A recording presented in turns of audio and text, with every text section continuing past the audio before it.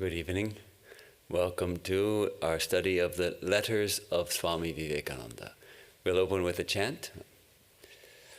Om Sahana Vavatu Sahanau Bhunaktu Saha Viryam Karavavahai Tejasvinavadhitam Astu Ma Vidvishavahai. Om Shanti Shanti Shanti. Om. May we be protected together. May we be nourished together. May we gain in strength together. May what we study manifest in our lives. May we not find fault with one another. Om, peace, peace, peace. This is, of course, one of the opening chants for the Upanishads, where we study the teachings of the rishis, the great sages who are illumined, who know the reality to be the infinite, the unconditioned, the Satchid Ananda. And typically the Upanishads take place, are a conversation between the teacher and the disciple. And so this prayer is uttered for both of them, that they may, through their study, be protected and gain in strength, and may it not just be a dry intellectual exercise, but may it actually manifest. May the teachings manifest in their lives. And so here we are studying another great sage, Swami Vivekananda, and his letters to his friends and disciples. So I thought it's an appropriate peace chant for this class also, because we, of course, want to study it with reverence, almost like an Upanishad, because these are also conversations between a sage and his, of course, we only get one side of the conversation between the sage and his friends, students, disciples, etc. So at the same time, it's a kind of a romp through the history of Swami Vivekananda's life and his travels in America and India as he writes letters from different places about different topics. And it's a profound glimpse into his personality. And we see so many different facets of his personality. In fact, he has a different personality with each person with whom he corresponds, which probably we would find in ourselves also, that we have a different personality with each person that we relate with. So we're continuing, we're just going through one by one. This is volume 1 of 4 volumes of the new edition of the Letters of Swami Vivekananda. There are hundreds of letters. Of course, it's also filled out with lots of notes and also some appendices with explications of Swamiji's movement and all of that. I'm not going to read all the notes. We're mainly focusing on the letters. So this letter is to Mrs. Kate Tannet Woods, who was an author, especially of children's books, and she had invited Swami Vivekananda to her home before the Parliament of Religions, and he stayed with her for some time and gave some talks, some parlor talks, and met her friends and all of that, and he felt a little bit like he was a curio from India being shown off to her friends. But he's writing to her now a month after the Parliament of Religions. And she had apparently written to him, because he writes, "Dear Mrs. Tannet Woods," this is 10th October 1893, from Chicago. "I received your letter yesterday. Just now I am lecturing about Chicago, and I'm doing, as I think, very well. It is ranging from $30 to $80 a lecture. And just now I have been so well advertised in Chicago, gratis, by the Parliament of Religions, that it is not advisable to give up this field now, to which I am sure you will agree." Probably she invited him to come back to Boston. "However, I may soon come to Boston, but when, I cannot say. Yesterday I returned from Streator, where I got $87 for a lecture. I have engagements every day this week, and hope more will come by the end of the week. My love to Mr. Woods and compliments to all our friends. Yours truly, Vivekananda. So in the notes, it gives some of the details of all the different talks he gave in different places. And on October 7th, he spoke on religion and customs of India at the Plum Opera House in Streator.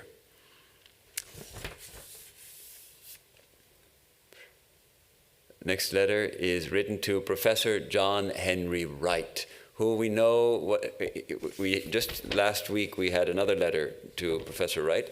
He was a prominent professor of Greek at Harvard, and I looked him up. He was actually one of the foremost scholars in academia at that time. He was very highly regarded, and he had a number of books to his credit, including a 24-volume history of the world. So it's quite remarkable. Professor mainly of Greek and Latin, but obviously of history and everything. In those days, people were not quite so specialized as they are now. Now you're not a professor of Greek, you're a professor of the Greek spoken in a certain period or something like that. So, dear Adhyapakji, he used to address him affectionately with this Sanskrit term meaning respected teacher or respected professor or something like that. You would be glad to know that I am doing well here.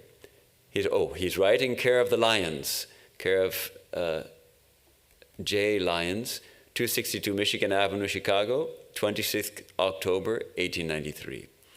You would be glad to know that I am doing well here and that almost everybody has been very kind to me, except, of course, the very orthodox.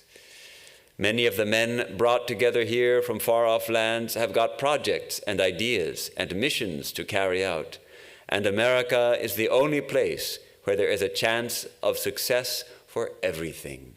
Swamiji really appreciated American spirit, and true that that spirit has been, once America sort of formed, there has been that spirit of, yes, you can succeed at anything.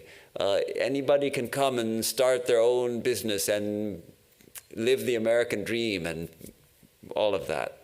So many of the people, I suppose, who came to the World's Fair and the Parliament of Religions he's talking about. And he also had this project of, originally his idea was to raise funds for India.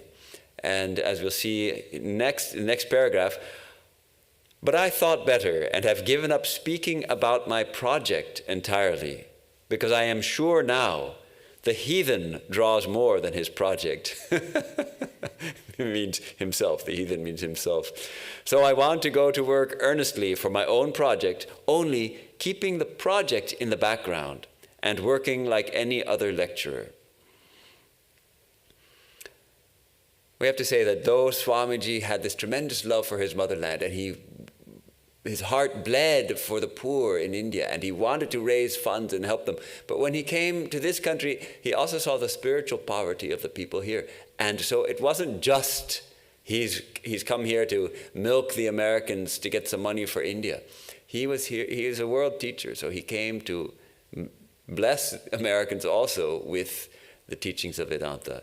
And as it turned out, he did also get the means to help his country, not so much in the dollars that he raised, though he did receive donations, but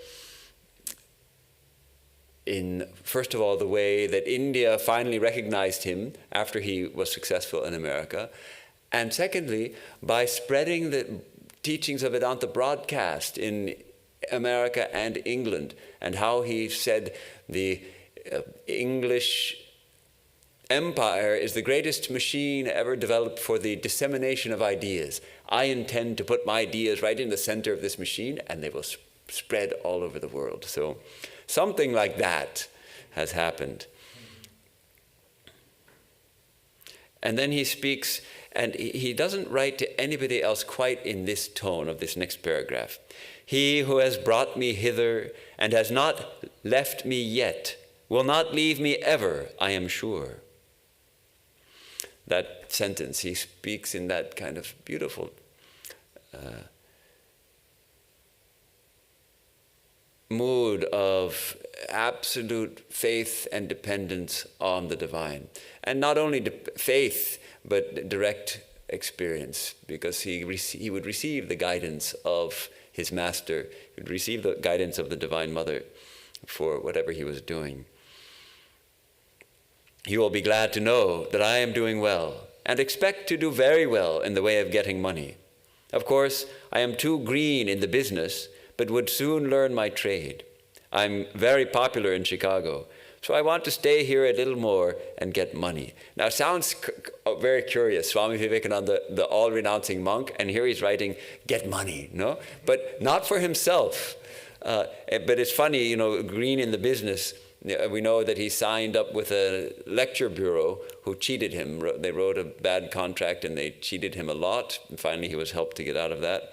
But he also was unable to keep money, because anyone who was in need, he would give. So to Americans also, he would get money and then he would give it away. So he was not good at saving money, though some of his close associates like Mrs. Bull helped him to save money. Tomorrow I am going to lecture on Buddhism at the Ladies' Fortnightly Club, which is the most influential in this city.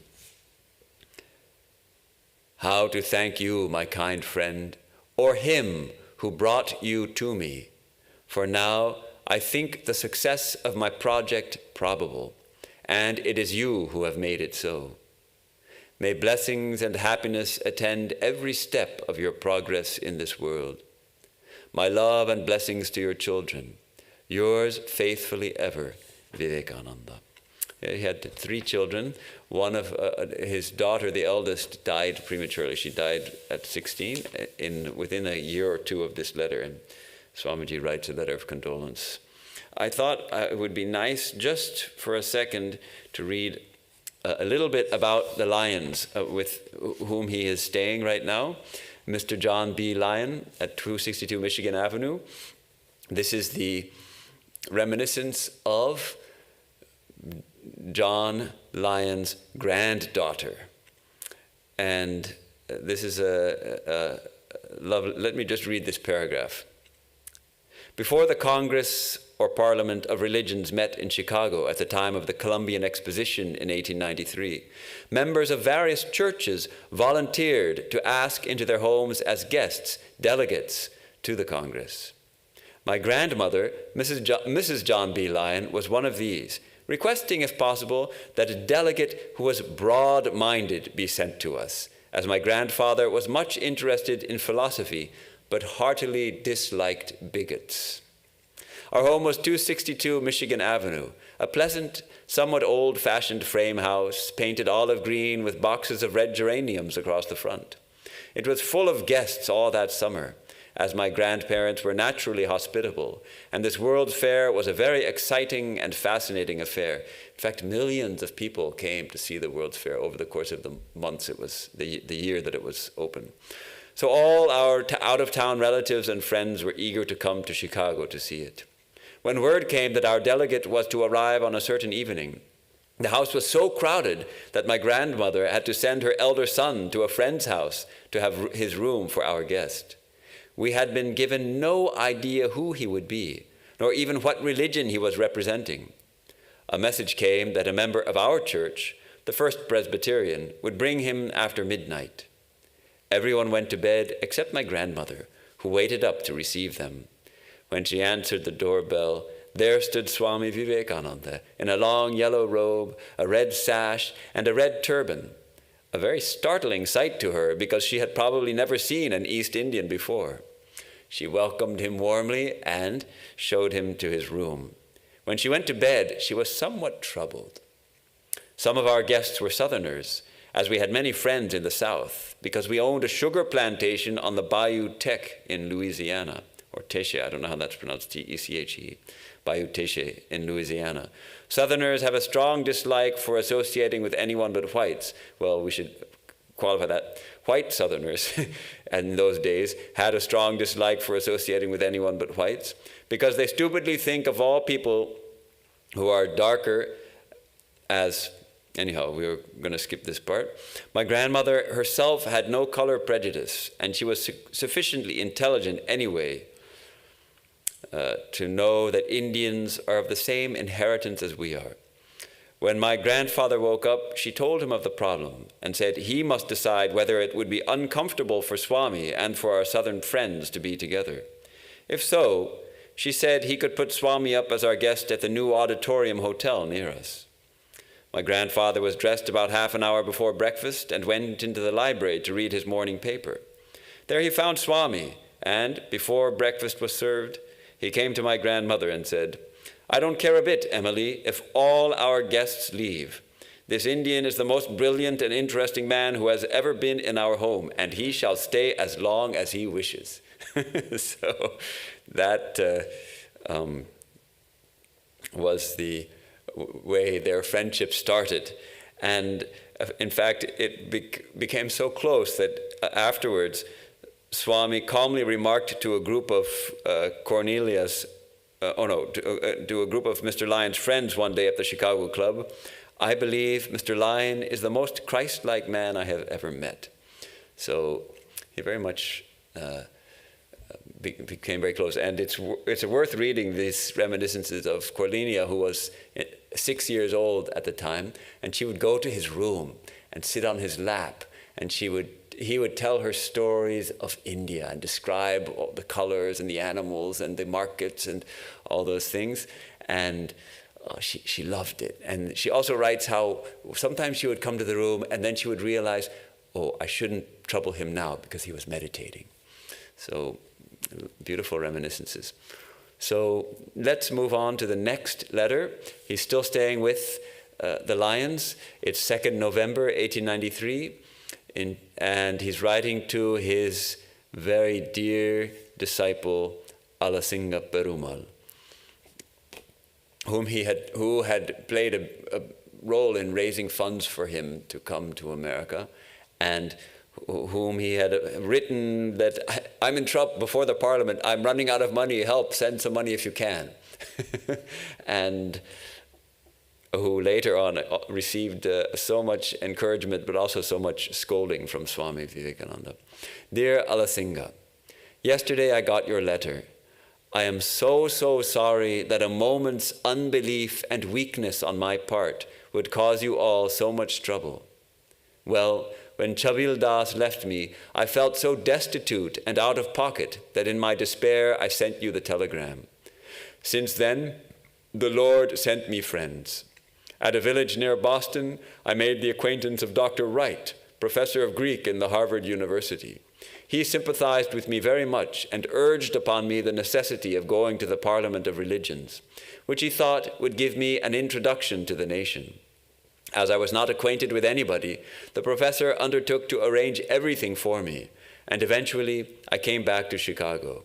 Here I was lodged in the house of a gentleman, that is Mr. Lyon, as were all the Oriental and Occidental members to the Parliament of Religions." Okay, now he's going to tell the story of the Parliament. And it's, of course, thrilling day, the opening day, which was the next day. He arrived on the night of the 10th to the Lyons. And I also like to remind people that the Parliament of Religions opened on September 11. That's 9/11. And I am sure that in 100 years, 9/11 will still be remembered for 9/11, 1893, and 9/11, 2001 will have been forgotten as an unfortunate blip in our march towards mutual understanding and interreligious harmony. On the morning of the opening of the Parliament, we all assembled in a building called the Art Palace, where one huge and other smaller temporary halls were created for the sittings of the Parliament.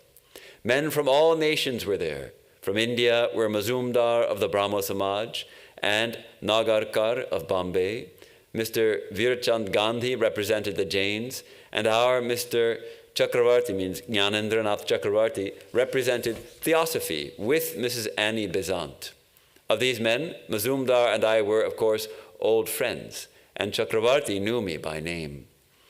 course, Mazumdar later became one of his main antagonists, became consumed with jealousy at Swamiji's success, compared with Mazumdar's relative, who was also a good orator, but didn't have the same spiritual power, so I didn't succeed in that way.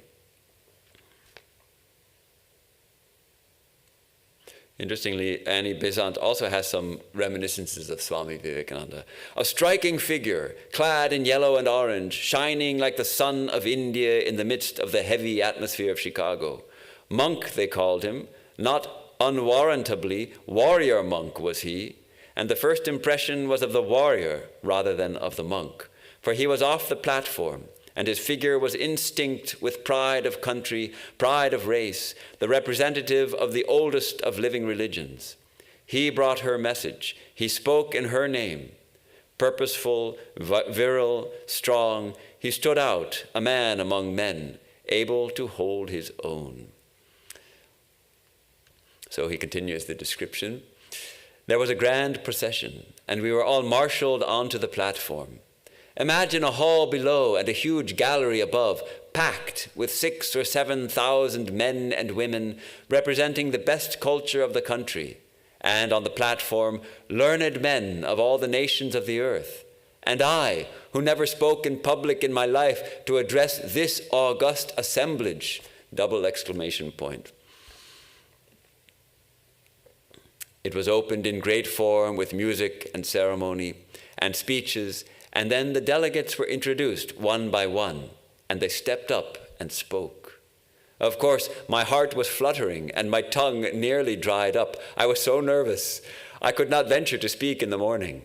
Mazumdar made a nice speech, Chakravarti a nicer, and were much applauded. They were all prepared and came with ready-made speeches. I was a fool and had none. But I bowed down to Devi Saraswati and stepped up, and Dr. Barrows introduced me. My yellow robe had some effect, and I made a short speech of thanking them and other things. I addressed the assembly as Sisters and Brothers of America. A deafening applause of 2 minutes followed, and then I proceeded. And when it was finished, I sat down almost exhausted with emotion. The next day, all the papers announced that my speech was the hit of the day, and I became known to the whole of America. Truly, it is said by the great commentator Sridhara, Mukam karoti vachalam. That's the quote from the salutation verse to Sri Krishna. Thou makest the dumb eloquent. Mukam karoti vachalam pangun langhayate girim. And make the lame person to climb the mountain.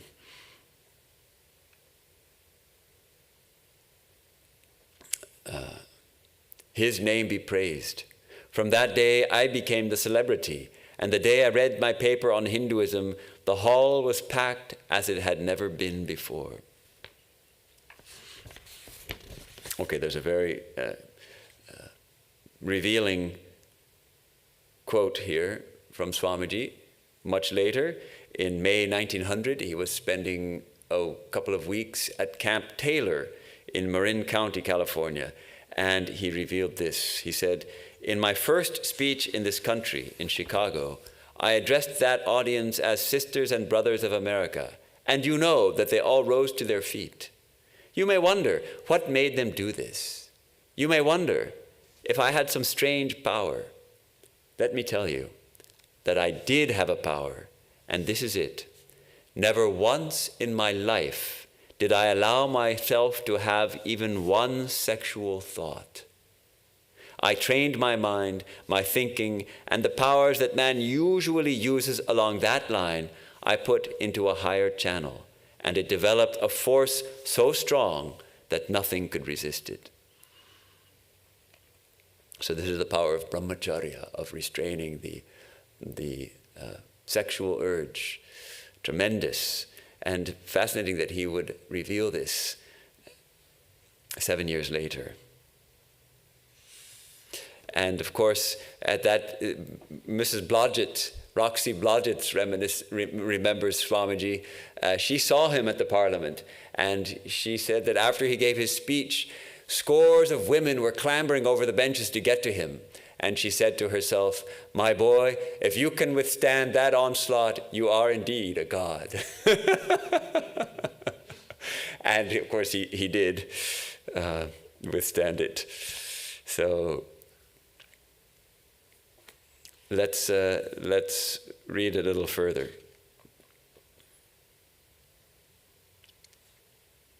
Yes, he didn't pull any, what do you say, pull your punches. Let me read a little bit from the Parliament. Before he delivered his paper on Hinduism, he gave a little talk. The customary smile was on his handsome face, and his eyes shone with animation. Said he, "We who come from the East have sat here on the platform day after day and have been told in a patronizing way that we ought to accept Christianity because Christian nations are the most prosperous. We look about us and we see England, the most prosperous Christian nation in the world, with her foot on the neck of 250 million of Asiatics. We look back into history and see that the prosperity of Christian Europe began with Spain. Spain's prosperity began with the invasion of Mexico. Christianity wins its prosperity by cutting the throats of its fellow men. At such a price, the Hindu will not have prosperity." So really hitting hard, just thrilling. "I have sat here today and I have heard the height of intolerance. I have heard the creed of the Muslim applauded when today the Muslim sword is carrying destruction into India. Blood and the sword are not for the Hindu, whose religion is based on the law of love." When the applause had ceased, Mr. Vivekananda went to read his paper on Hinduism. So he was pretty furious at that point with and he could hold his own, as Annie Besant said. All right, let's continue with his letter to Alasinga, which is a long letter. We'll finish it, I think. I quote to you from one of the papers. "Ladies, ladies, ladies, packing every place, filling every corner, they patiently waited and waited while the papers that separated them from Vivekananda were read, etc. You would be astonished if I send over to you the newspaper cuttings. But, as you already know, I am a hater of celebrity. Suffice it to tell you that whenever I would be on the platform, a deafening applause would be raised for me. Nearly all the papers paid high tributes to me.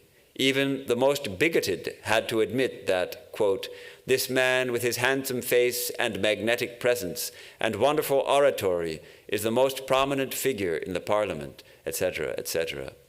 Suffice it for you to know that never before had an Oriental made such an impression on American society." Now it sounds a little like he's bragging. You know, what do we make of this? Here he's saying, "See, the papers were talking about me like this."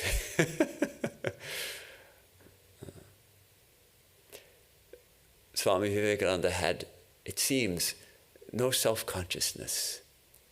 He's presenting this to his disciples to give them a little pride in India and in themselves.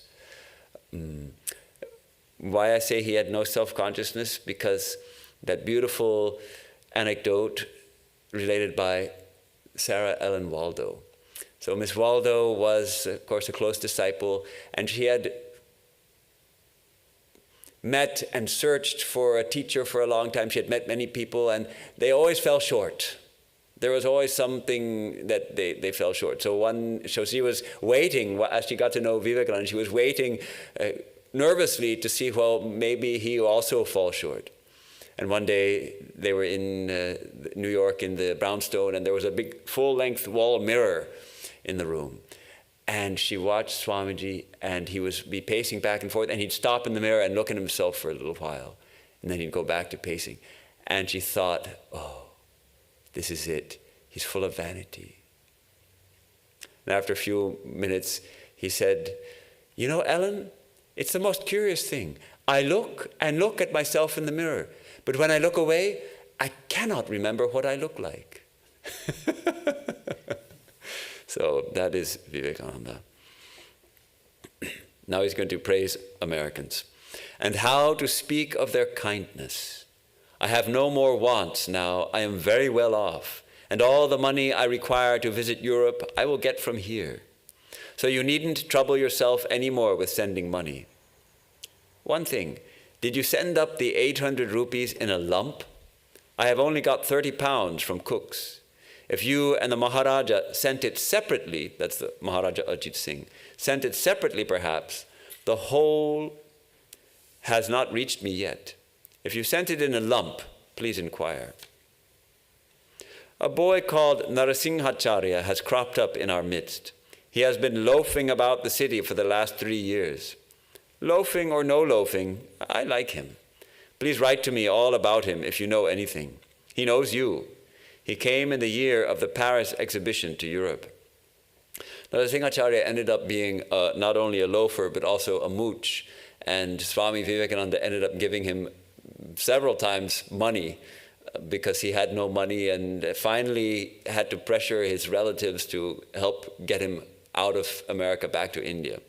So he ended up being a kind of a pain in the neck, but still Swamiji likes him, so fellow countryman, as it were.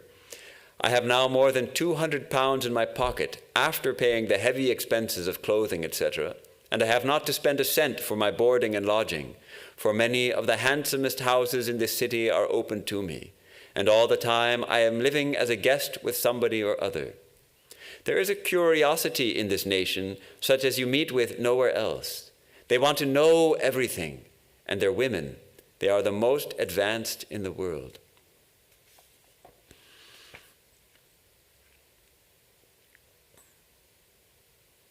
Interesting, this American curiosity they want to know. That still carries on, I think. Americans still like to know. I don't know compared with people of other countries, but one thing that we find in Europe is a very strong historical consciousness. This consciousness, I am a Frenchman, or I am a German, or I am a Dutchman, or I am an Irishman. And in this year, 100 years ago, this happened, and 200 years ago, and 300, and they go back sometimes 1,000 years or 2,000 years to what happened to our people. And Americans don't have that, probably because it's so many immigrants. So there's not this sense of anything before. Of course, it goes back about 200 years now, 250 years. But we don't see it, it is different. I was going to praise American women. The average American woman is far more cultivated than the average American man. The man slaves all his life for money, and the women snatch the opportunity to improve themselves. And yet, they are a very kind-hearted, frank people. Everybody who has a fad to preach comes here. And I am ashamed to say that most of these are not sound.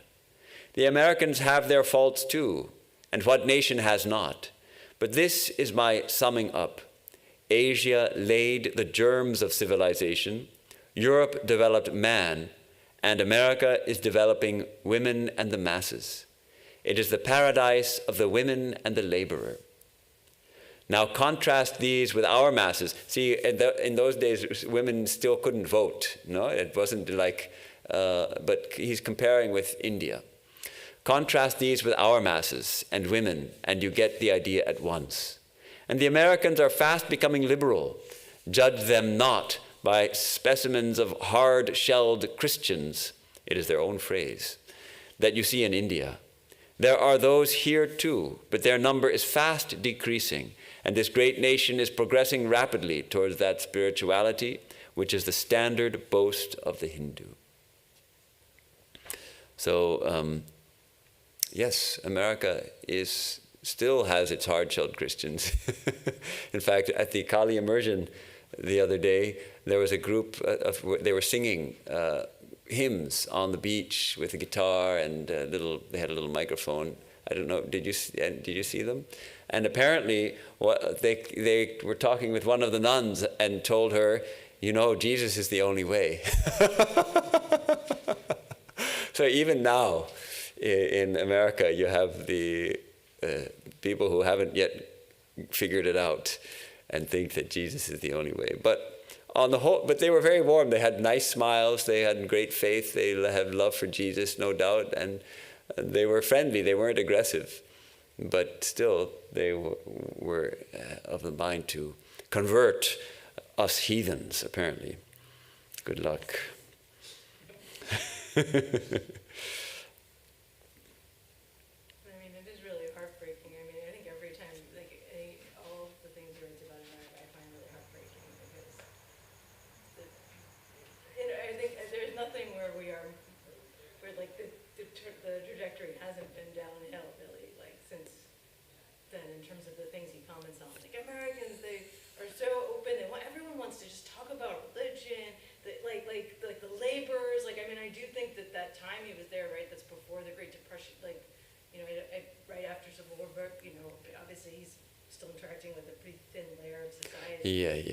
But it's still, there are some aspects that are lost, that are sad in terms of like the public discourse that he seems to find here. Mm-hmm. Yeah, too late, huh? Yeah, next time take the mic so that the people who are following online can also hear you. But so true. Well, Swamiji was interacting with a very thin layer of mostly the upper crust of society. Though he met people of all classes, and in New York, of course, people from all strata of society came to his classes. But still, he didn't. And America had its dark side too, a real dark side. The genocide of the Native Americans, slavery may have been ended, but still, if you were not white, it was not a great place to live in America. So, anyhow, but both true. On the other hand, there was a lot of interest and a lot of liberal thought. But there's a lot of, it's become standard now. California is like liberal.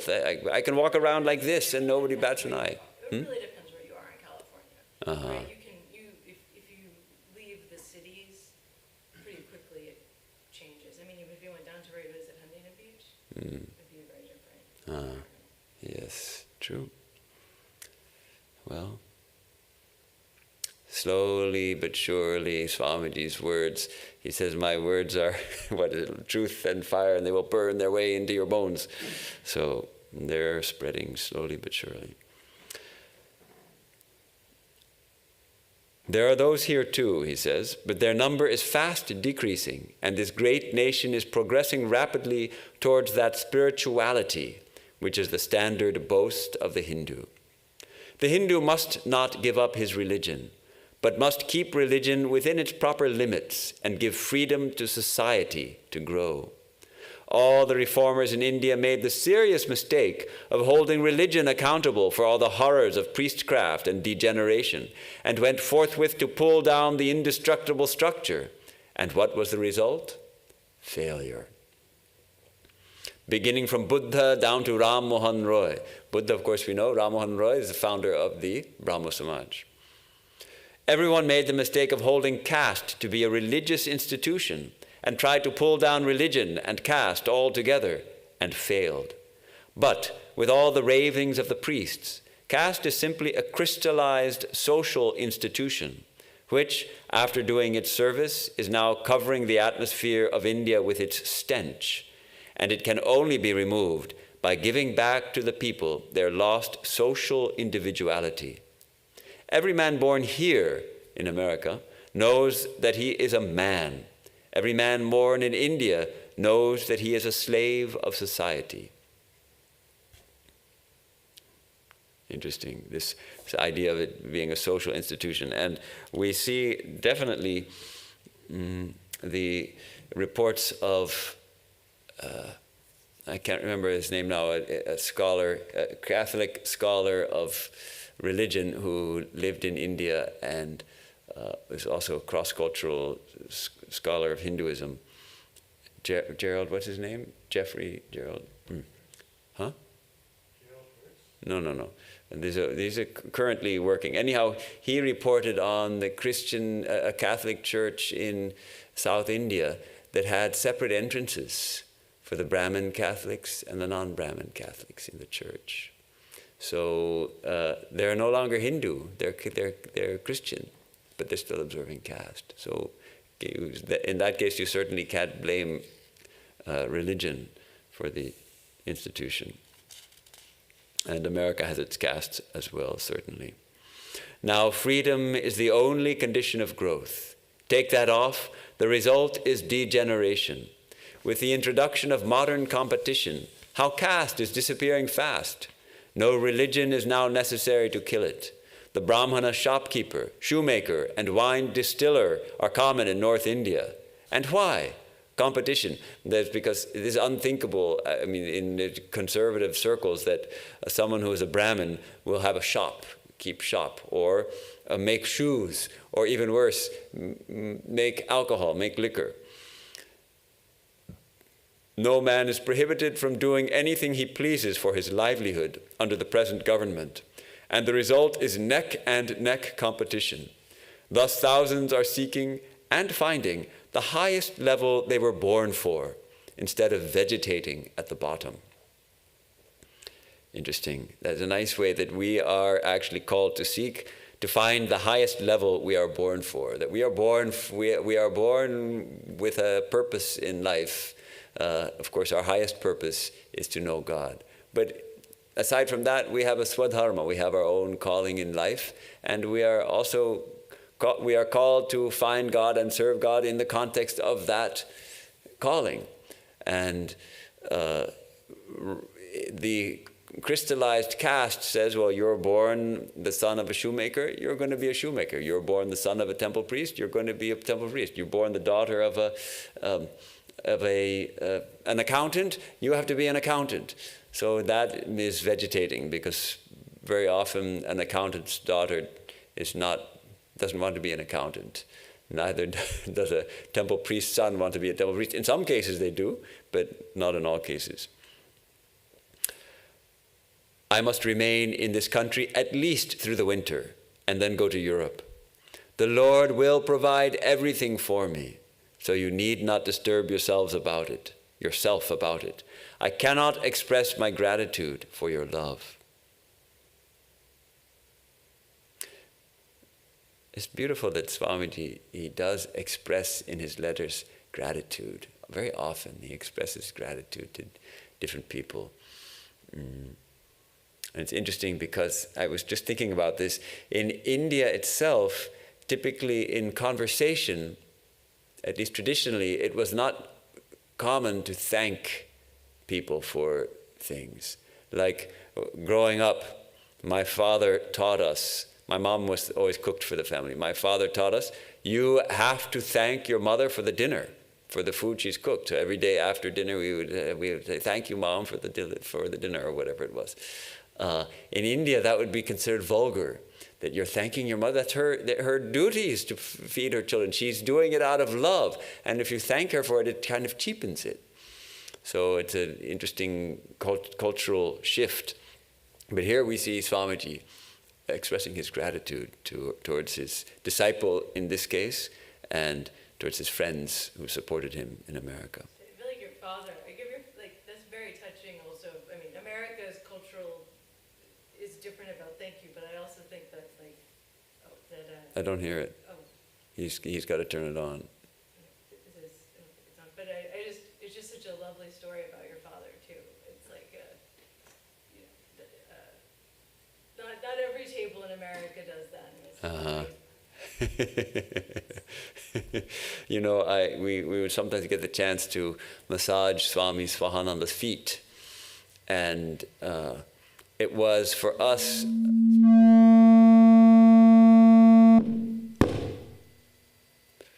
Okay, I forgot to turn on the receiver. It was for us a great privilege, and we were so grateful for that chance. And afterwards, sometimes he would say, thank you. And I would be embarrassed. He was trying to match our American culture and thought perhaps that we were expecting or should feel that we would get a thank you from him for doing this service, when we realized correctly that it was not that we were doing him a favor, it was that he was doing us a favor by allowing us to massage his feet. So Day by day, I am feeling that the Lord is with me, and I am trying to follow His direction. His will be done. Please send this letter to Khetri Maharaj and do not publish it. Here we are reading a published letter. But that's, he meant at that time, of course. Now it's a different matter. We see this utter reliance, these little hints that he's utterly relying. There will come a second time when his faith falters a little bit. And that is when Mazumdar starts spreading the lies that Vivekananda is a cheat and he's not a real sannyasin and he's leading an unchaste life in America, and spreading those lies in India. And then doubts started coming in some of the people, and that he wasn't really an authorized representative of Hinduism and all of that. And it took quite a while for his disciples, brother disciples and disciples, to do the needful. Part of it is that just the time for a letter to go from here to India. But so it took many months for them to get up big meetings. But finally they got up big meetings and had very famous people at these meetings, and they all signed the document saying, yes, thank you so much to Swami Vivekananda for representing Hinduism at the Parliament of Religions, and we feel so grateful to your services, etc., etc. And then that hubbub died down. But for some time, he also felt like, again, this sort of doubt came in. Is the Lord really? And then again, he comes out with this mood of there is a God, there is a mother who loves us and protects us always. So he just had the momentary, a second time of shakiness, you can say. We will do great things for the world, and that for the sake of doing good, and not name or fame.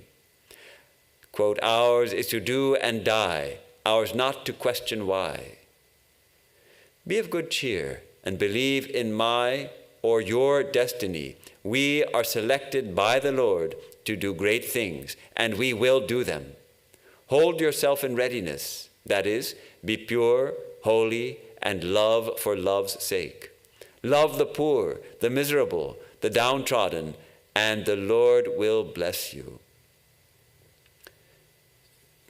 Tremendous. Look at this faith. He understands his mission. Now I just said his faith trembled a little bit because of the difficulty he was facing.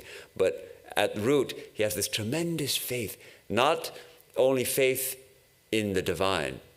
That's more than faith, it's realization. But this understanding that he is born to uplift India. He is born to do great things for the world, not just for the sake of doing good. We are selected by the Lord to do great things, and we will do them. How amazing. You could say this is the rantings of a lunatic, except look what happened. Great things unfolded. So he knew that he had a calling. See the Raja of Ramnad and others from time to time, and influence them to sympathize with the masses of India. The Rajas, of course, were the kings of various small kingdoms. India was full of these different kingdoms, and the different Rajas were like glorified landlords, I guess, who I guess protected their kingdoms, but also collected rents, and they lived very luxurious lives. And Swamiji met a number of them. Of course, most of them were highly educated and all of that. So he could speak with them, and he did transform some of them, or inspire some of them at least, to feel for the poor and feel for the masses, and establish education for the poor and all of that. Tell them how they are standing on the neck of the poor, and that they are not fit to be called men if they do not try to raise them up. Be fearless. The Lord is with you, and he will yet raise the starving and ignorant millions of India. A railway porter here is better educated than many of your young men and most of your princes. Why cannot we do the same? We must. Every American woman is far better educated than millions of Hindu women. Why cannot we have it? We must. Think not that you are poor. Money is not power, but goodness, holiness. Come and see how it is power all over the world. Yours with blessings, Vivekananda. So that's the real power, goodness and holiness, not money. P.S., long P.S. here. By the by, your uncle's paper was the most curious phenomenon I ever saw. There was Sri Parthasarathi Iyengar of Triplicane, Madras, was associated with the Hindu League in America. In search of a representative of Hinduism, Dr. Barrows had written to Dr. William Miller, the principal of Madras Christian College at the time, about the Parliament of Religions, and Dr. Miller informed Parthasarathi Iyengar, who in turn informed his nephew, Alasinga Perumal, and apparently he sent a paper to be read at the Parliament. It was like a tradesman's catalogue, and it was not thought fit to be read in the Parliament.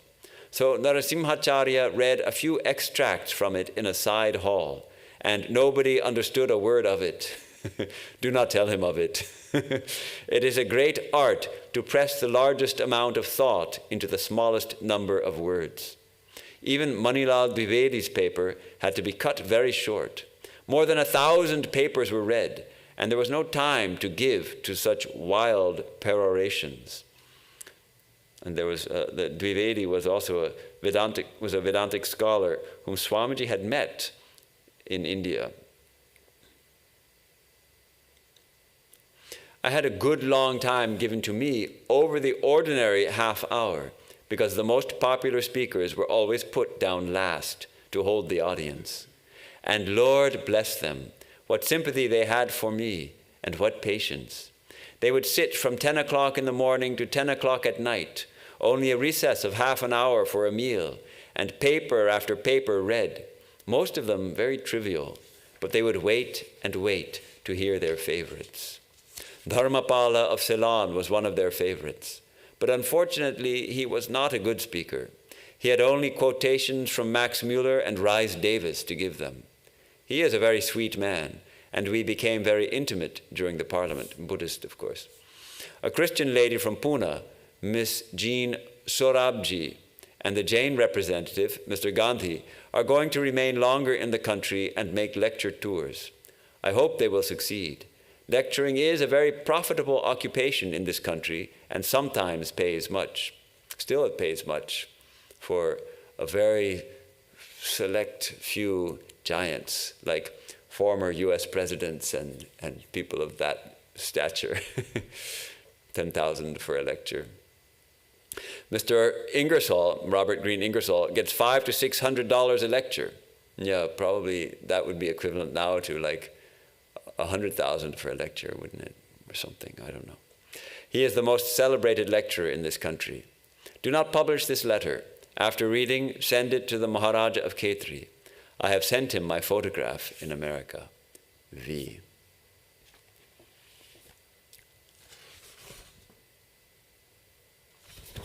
Okay, I think we've covered our time. We have 5 minutes left in the hour. I can read this very short letter. It's just to give a little glimpse of the kind of letters Swamiji also would have to write. And we see his manners, very polite. He's still staying with the Lions. He's writing to Mrs. Lydia Avery Coonley, the only time she appears in the letters to my knowledge. She was a widow of Mr. John Coomley and resided with her mother in Chicago and was a member of the Hull House where Swamiji gave a lecture. That's all we know about her. Dear Madam, I will be very glad to pay you a visit on Sunday, that is the 5th November. You may come any time in the afternoon, Saturday, when I will be very glad to accompany you. Only, if I have to go out of town on Saturday or Sunday, I hope to be excused, but of which there is almost no chance. Mr. and Mrs. Mills express their regrets in not being able to take advantage of your kind invitation. Yours sincerely, Vivekananda. So this kind of, in addition to the substantive letters, she also had these, and probably most of these types of letters have been lost, because who saves something like that? But luckily we have several examples of how courteous Swamiji was in his letters with Americans who wanted to meet him, or expressing regrets if he wasn't able to meet them, or that kind of thing. So a deep courtesy. Any comments or questions? Mike.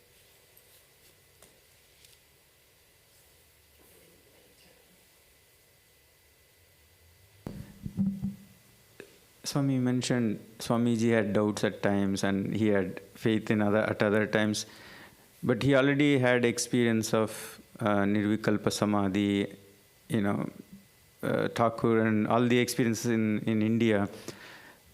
So for him, if it is like that, I'm just curious, how do we develop that, faith? Sometimes, we pray to God, but how do we, I'm still a little unclear on that kind of contrary thing, Swami already had that experience and still doubt, and then the faith. Right. Of course, on the one hand, he's a realized soul. He has no doubt. He knows that he is the immortal soul. He knows that the divine is the ultimate reality. He sees the divine shining in people's hearts. But at the same time, here he is with a mission. He's got a tremendous mission. He knows he's called to do this work of uplifting India and the world with the teachings of Vedanta and service and all of that. And that he doesn't know yet how it's going to unfold. And so he comes to America feeling that he's guided by the Lord, and then the difficulties are tremendous. And so there his faith is shaking. Not faith that God is real, or that God is behind me, but why? What's happening? Why I'm running out of money? What am I supposed to do? And so he admits that briefly he forgot that if he just depends on the Lord, it will all come out all right. And then with these terrible attacks of Mazumdar again and again, and all the sort of the negativity, and some of his friends giving him up on that account, and though others standing by him even in the face of that stuff. And then he's writing to his brother disciples, do something, help me, do something, get up a meeting, you need to do this, do it! And they're not doing it. Of course they were doing it, they were working on it, but it took them a little longer. So there again, he kind of, in that case, we could almost feel like he lost faith in his brother disciples and his own disciples to come up to the field of action and do what was necessary. But they worked very hard, and they got up a number of meetings, all in different parts of India. Most important ones probably were in Madras and Calcutta. And when he received the report of it, he broke down weeping. So reassuring was it with all the big wigs of the Hindu society of that time. So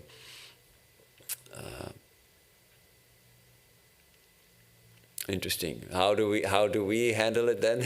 Yes. Right. True.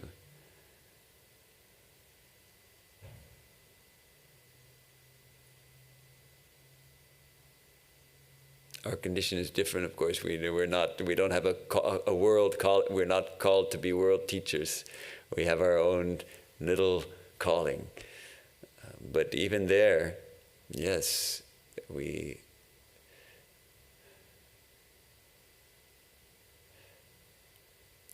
See, Swamiji would receive direct commands.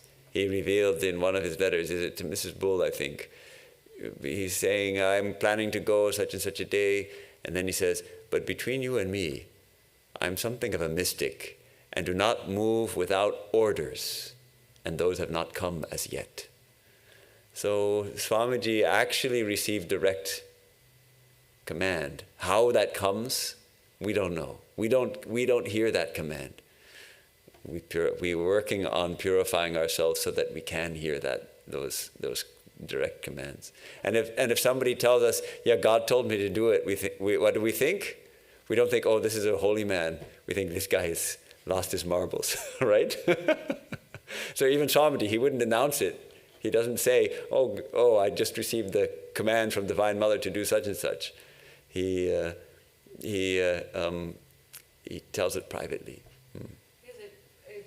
Your question, I feel like, on the one hand, I was thinking about Swamiji having questions, feeling like, am I doing the right thing when things get hard? It's like also can be comforting to know that even when something is divinely inspired and is going to succeed, that there are times during it where you feel like you've done everything wrong and you should give up. It's like things, like it's normal you might feel that way even when it's going to work out and it's supposed to be the right thing too. Right. There's something kind of comforting. Yes, right. Good, very good point. That we're seeing even if even he doubts, then we shouldn't feel bad if we get some questions sometimes. But we hold on to our ideals, and it seems like Swamiji comes back again and again to this. It's our character that matters more than anything, and it's not money that has the power, but goodness, the power of purity, the power of goodness, the power of holiness. And he calls on all of us. His disciple Alasinga was a school teacher and a married man, and he's calling on him to do the power of purity, power of holiness. We're all called to be holy, and through the power of holiness to transform ourselves and those around us, and let it percolate out. The country and the world is going through a tremendous time of difficulties. The power of holiness is needed all the more. So it's not just the external work that's important, it's always also the internal work to cultivate that inner holiness, that inner purity, that inner goodness. And that is what will affect the change, the evolution, not the external things. If the external things are not accompanied by that, nothing will happen.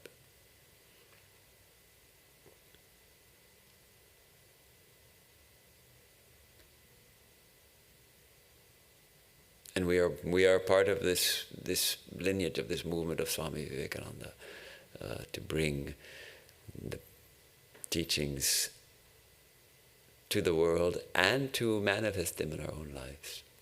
So let us pray that we are able to do that, each in our own unique way.